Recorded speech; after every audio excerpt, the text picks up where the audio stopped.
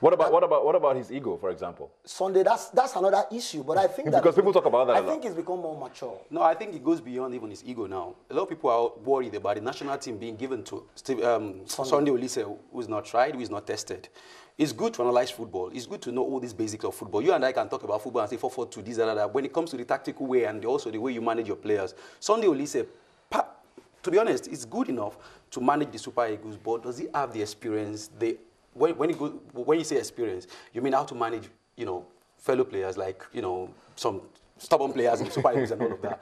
Ego, cast ego aside and just do his job and all of that. You don't want to take that risk. Maybe if you want to try him, stay under 23 for a start, or let him also go into management like other people that we've seen outside. They've handled under 21s, they've handled under 23s. People will say, yeah, he's been to UPenn and all that, but he didn't stay there for more than 6 months. So you need a man who is experienced, a man who can actually deal with the problem that is the Super Eagles, because the Super Eagles is a big problem. Yeah, it's a big problem. So is Sunday Olise your ideal man? I don't know. No, locally. He asked a question in Nigeria. In Nigeria, no, don't even go there. Why not? In Nigeria, Olise is the only man who seems to have all the prerequisites. What about is it possible that any of the junior coaches will be promoted? Never, back again? Is that not with due respect to all these coaches, it's tough, Ebuka.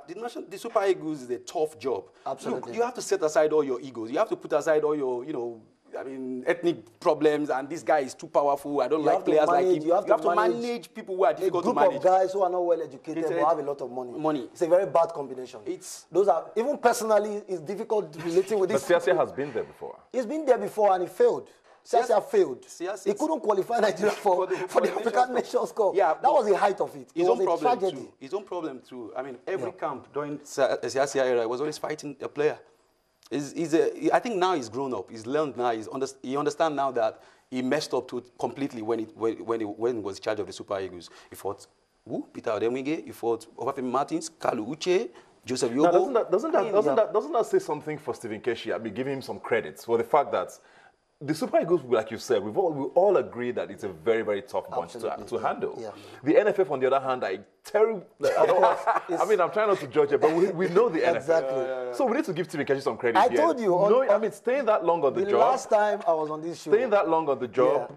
Yeah. There's no way he wouldn't have those battles to fight. Absolutely. But he also needs a bit of an ego to handle these two groups. Exactly. The last time I was on this show, I said that Keshi technically is poor, but in terms of man management of the players, I think he has done a decent job. Yeah. How he's been able to get his players together, how he's been able to get them working for him, how he's been able to get them to get results. Going to the Nations Cup with all kinds of, he had to drop Uche Kalu against the will of the people. And he went on to win the Nations Cup. He had issues with Joseph Yobo. During the tournament, he brought in a certain Kenneth Omero, and he proved himself. And Nigeria went on to win the Nations Cup. Yeah. So I said that Keshi did a decent job in terms of being able to mold big egos, to get results. I was talking with John Ogu one day, and he said to me that under Stephen Keshi, there's no big boy in the Super Eagles. That whether anybody likes it or not. Even watching, you can tell that there was something different from the way it used to be. There was this, leveler, around the team. And I think that credit must be given to him for that. Yeah, and let's talk about the NFF now, because, all of this revolves around them, whether you like it or not. Whatever decisions they make now, they're not so new president anymore. Amaju Pinnick has been there for quite a bit now. He's been in sports and football in general for years. Since 1999. So it's not something that should be new to him, how all of this is going to pan out. And what do you expect is going to happen now in the coming months? We'll have qualifiers to play. And it's very important. We missed the last one as defending champions. Missing 2 in a row, I don't know how that's going to work out. I just think they need to get their acts together. We've always said that. For me, Amaju Pinnick hasn't really convinced me enough that he's good enough for Nigerian football. I'm sorry. He comes and talks. He talks too much. He talks about he wants to be here, wants to do this, wants to do that. If you have a program on the ground, you've got to implement your program. You don't go around talking, saying you want to draft in players from abroad, you want to bring in Arsenal reserves and all of that. He needs to find, they've gotten rid of the coach now. They need a coach in place, and then they need to have the national team all set up. Egypt are back, and they are in our group. Egypt are organized now. They've got Hector Cooper, a coach who's ready to actually upstage the Super Eagles and pick that sole ticket in our group for the Nations Cup. So you need to get your acts together in terms of that. Sort out all your coaches, salary-wise, get them all together and all of that. Forget about all this traveling around and trying to win friends in FIFA, CAF, and all of that. That's my problem with him. The NFF under Amaju Pinnick has a lot to do. Now you've gotten rid of the coach. Some people are happy, some people are unhappy. A lot of people will be watching him. What is he going to do now? I'm not in his head. I don't know what he's thinking. But right now, I think they just need to get their acts together, get the coach in place, and get the Super Eagles flying again. I think that he's talking about Amaju. I'm going to look at the NFF holistically. Amaju as a person, I think there's too much of youthful exuberance. There's too much hunger for personal glory. Yeah. And that's my problem with Amaju. Amaju thinks he's a celebrity. He thinks he's whiskey.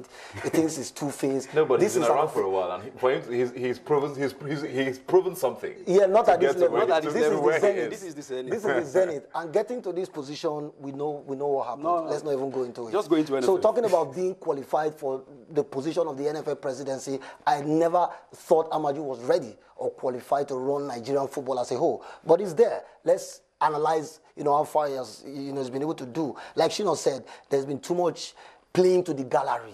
There's too much wanting to be in the media for the sake of being in the media. I think that the NFF should basically restructure the entire Super Eagles setup. You must have a code of conduct. Any player that comes into the national team, you must sit him down and tell him, here, this is how we behave. This is what you need to do. This is what you cannot do. Have a code of conduct. Every player must sign this code of conduct before they get into the national team. My advice, go for a foreign coach, African class, who is hungry to succeed, and start a new project with the Super Eagles. And let us harmonize every Nigerian player, regardless of color, regardless of location. If you are good, I'm not in support of these half-caste Super Eagles they are trying to build. I mean, even if you play, even if you play for come on, every place is qualified enough to play for Nigerians. They are Nigerians. No, I'm not disqualifying them. I'm saying that don't disqualify a local boy in Osun for an half-caste who is half-baked. Just because he's playing in Europe for a 4th or 5th division club, you invite him at and then pay your coaches. And pay your coaches. Exactly. For me, there must be a balance.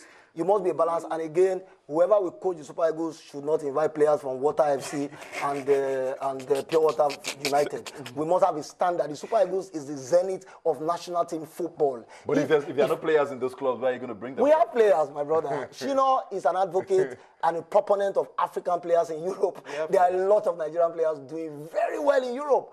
But we have a coach who went for players who were Slovakia, low quality.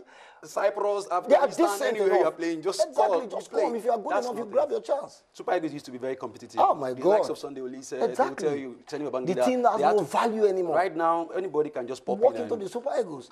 Players have told me how much they have asked them to pay to get into the national team.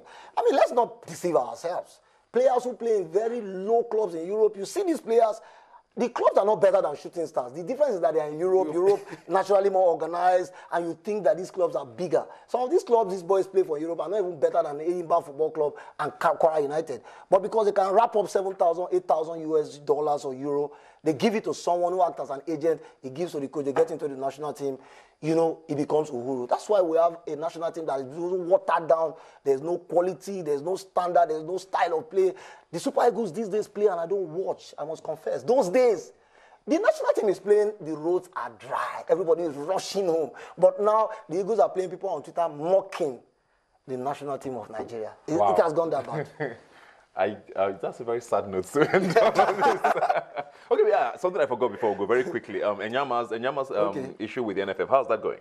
They're still on very it. Quickly. I think they expect him to write a letter of apology. After that, then the NFF. What was wrong with what he did? I don't know if it's me. What was wrong with what he did? I don't know if it's. Well, I just think. Or he shouldn't have been vocal in the press with it. Was that the issue? No, I think it was the way the thing was managed. I mean, a player has a right to complain about something he's not comfortable with. He's a captain, and as a captain, he made a clear point, and it's fair enough.